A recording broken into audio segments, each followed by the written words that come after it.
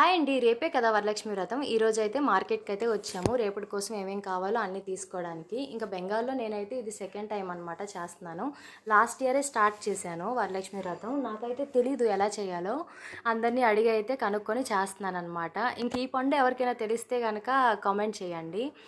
ఇంకా అన్నీ తీసుకోవడానికైతే వచ్చేసాము. ఇక్కడైతే మా పిన్ని పటం కూడా తీసుకుంటున్నారు లక్ష్మీదేవిది. లాస్ట్ ఇయర్ నేను స్టార్ట్ చేశాను కాబట్టి ఇంట్లో లేకపోతే నేను కూడా ఇక్కడే తీసుకున్నాను. మనకు ఆంధ్రాలో అయితే చక్కగా ఎలాంటిది కావాలంటే అలాంటిది మంచి సైజులో చేసిస్తారు కదా.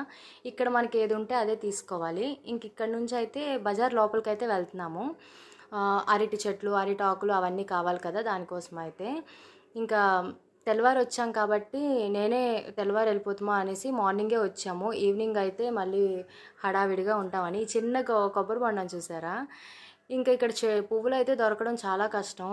అసలు మన వైపు అయితే ఎంత చక్కగా పువ్వులు ఉంటాయి కదా, అన్ని రకాలు.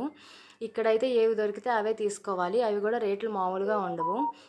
ఇంకా అన్నీ తీసుకొని అయితే మేమైతే ఇంటికైతే వెళ్ళిపోతున్నాము. వరలక్ష్మి వ్రతం వీడియో కోసం అయితే రేపు అయితే అప్లోడ్ చేస్తాను. ఈ వీడియో నచ్చితే అయితే like and subscribe, follow for more videos. Bye bye.